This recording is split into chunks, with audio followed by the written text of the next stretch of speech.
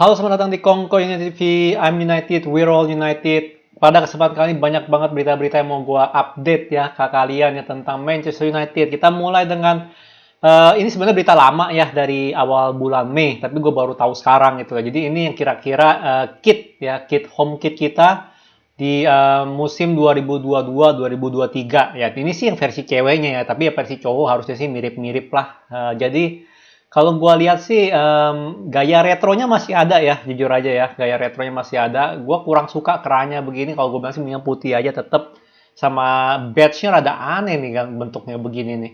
Ya, mungkin badge-nya lebih aneh kali ketimbang kerahnya begini ya. Tapi ya masih masih kesan retronya masih ada lah. Jadi gaya apa gaya home kit kita tuh masih masih trennya tuh masih retro ya kalau gue lihat ya. Kalau kita punya away kit bakal balik ke warna putih ya. Logonya lebih bagus nih begini nih di warna putih nih entah kenapa nih. Kalau merah kayaknya kurang cocok nih kalau gue bilang. Iya, kalau merah kurang cocok. Cuma nggak tahu deh. Kalau gue bilang sih kerannya makin lama dilihat makin cakep sih kalau gue bilang sih ya. Tapi ini belum final ya. Jadi belum final, masih masih apa masih dalam desain lah ibaratnya, leak design. Jadi belum final banget. Mungkin ya mungkin bulan ini atau apa akhir bulan bakal udah tahu finalnya lah seperti apa. Tapi yang ini warna putihnya seperti ini.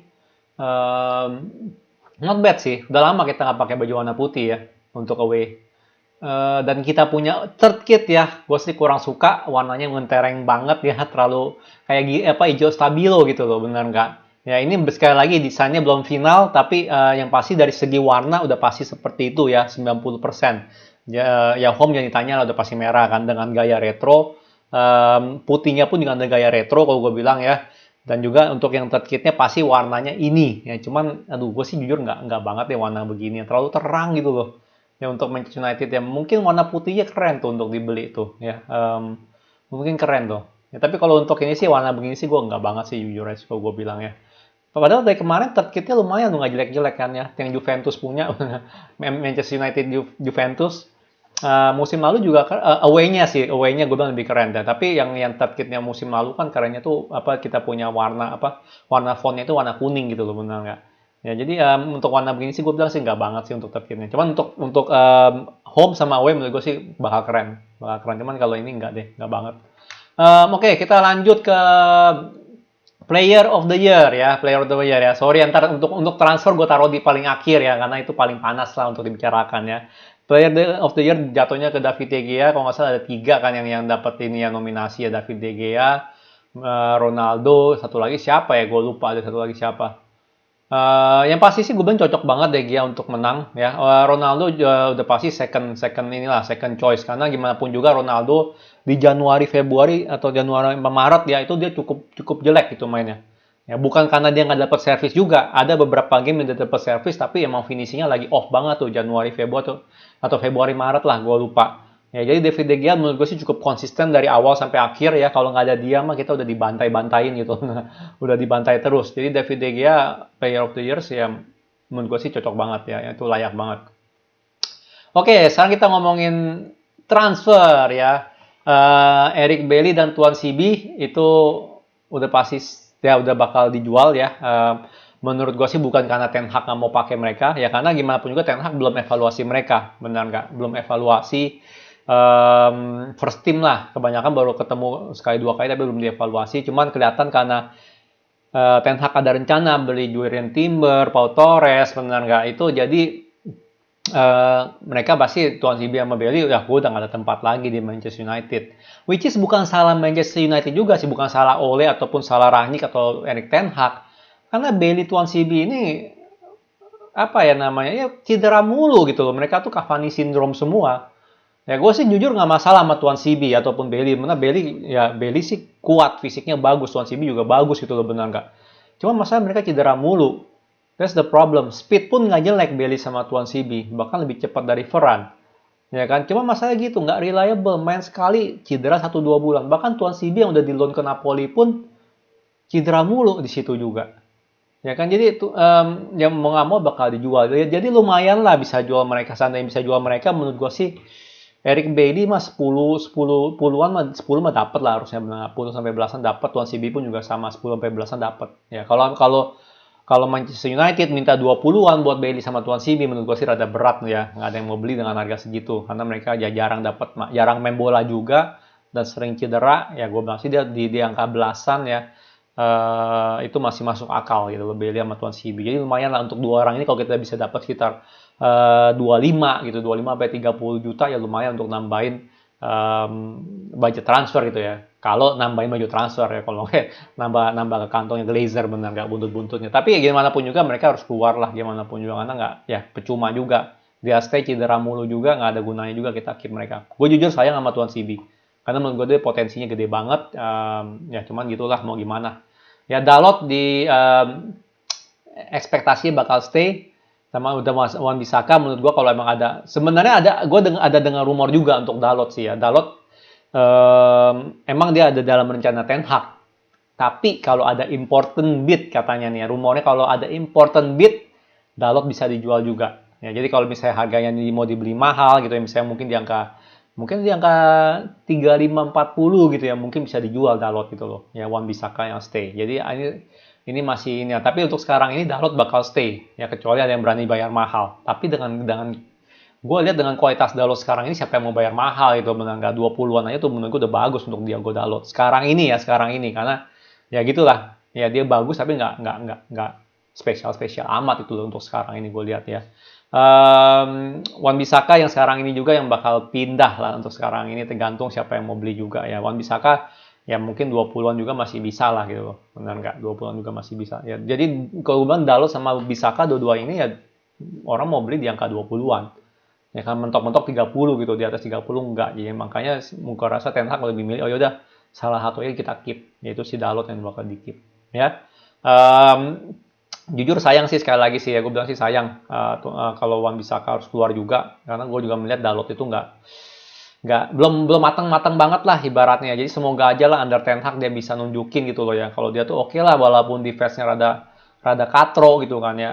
Tapi dia offense bagus gitu loh. Gue pengen dia nunjukin. Dan gaya-gayanya Dalot sih kayaknya sih suka gitu si Ten Hag ya. Gue lihat kadang Ten Hag tuh suka pakai apa ya namanya lebih ke arah inverted wingback kali ya. Jadi dia lebih suka wingback yang nusuk ke dalam gitu loh. Bukan provide width. Ya kelihatannya itu makanya Ten Hag suka Dalot karena Dalot juga bisa begitu. Lebih nusuk ke dalam yang provide width tuh winger kita gitu loh. Jadi makanya mungkin itu kenapa Dalot lebih gitu loh diprioritaskan sama Ten Hag gitu loh, bukan Wan Bisaka. Ya. Tapi gitulah Dalot banyak PR-nya kalau gue bilang sih ya di preseason ini yang harus pertama defense udah harus lebih bagus dan offense pun harus lebih bagus gitu loh. Kalau kita milih Dalot karena untuk offense ya jangan sampai offense dia katro juga gitu kan ya. Maju tapi crossingnya kelebihan mulu gitu kan ya buat apa? Kalau Wan Bisaka itu crossing nggak pernah bisa ngangkat bolanya selalu low cross terus, Dalot tuh kebalikannya selalu terlalu ngangkat itu selalu over. Jadi kebalikannya gitu. Jadi gitulah ibaratnya ya. Oke, jadi itu berita untuk ini. Gue lihat dengan juga Bailey sama Tuan CB keluar, menurut gue sih Timber bakal lebih dekat lagi gitu kita bakal beli. Minimal kita bakal beli satu center back dengan dua orang ini keluar. Jadi semoga aja Murto ya itu fokus untuk jual ini dua orang juga, jangan cuma beli doang gitu ya. Karena kalau kita jual dia berdua, udah pasti Timber atau Pau Torres bakal masuk ke kita. Oke, terakhir berita transfer gue mau update tentang De Jong ya, Frenkie De Jong. Jadi rumornya udah Safi udah ngomongin gitu loh ke De Jong.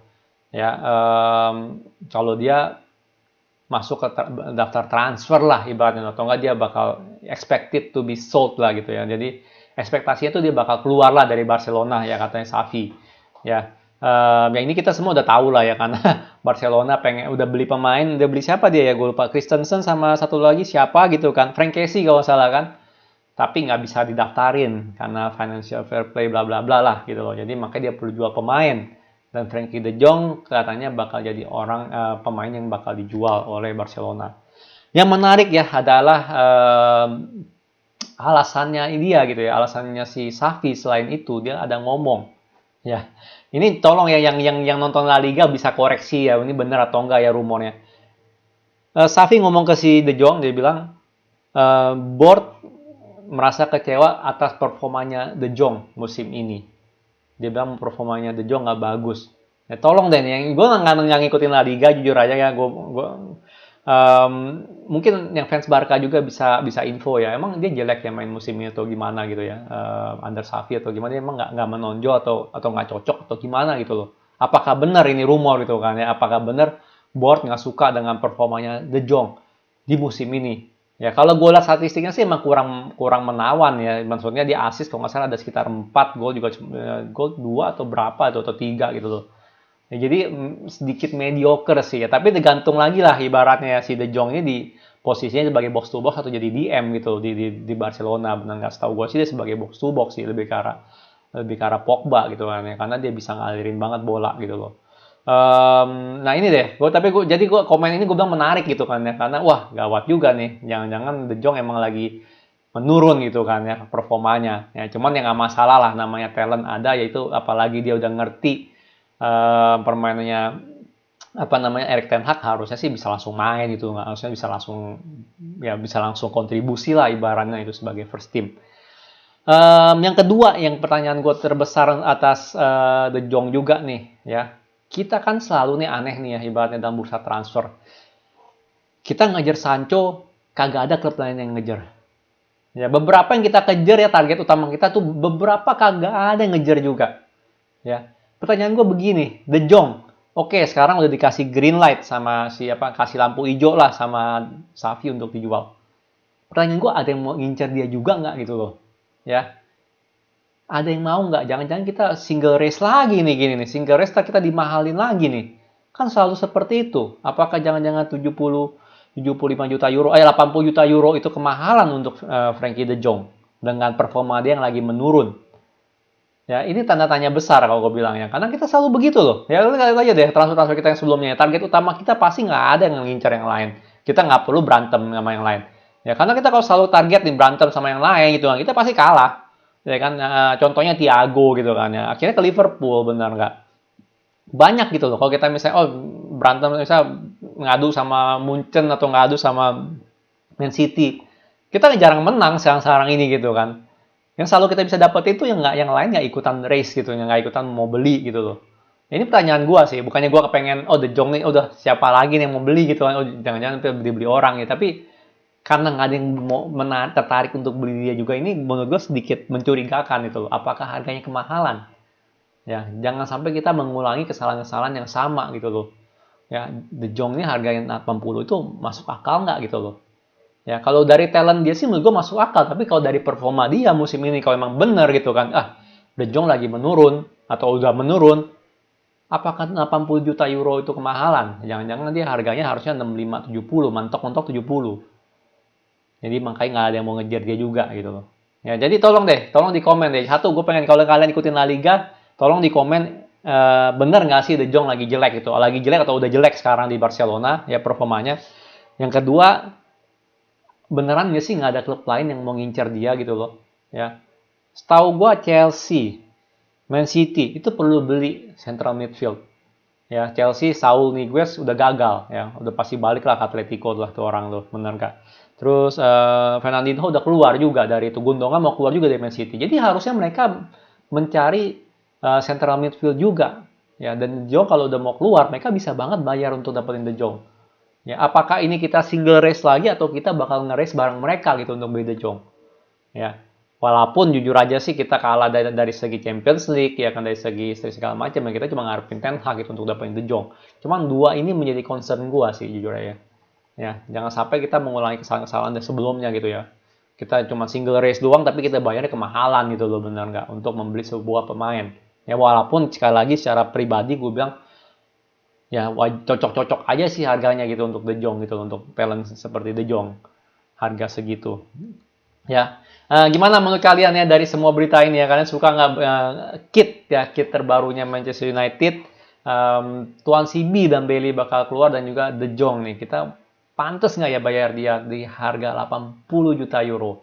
Apakah kita mengulangi kesalahan kita yang sama ya, single race tapi bayarnya kemahalan gitu loh, bener nggak ada yang mau beli dia gitu di harga segitu ya. Oke, paling itu dong yang gue bisa update dari berita Manchester United ya. Kalau suka jangan lupa like, subscribe, and thank you for watching.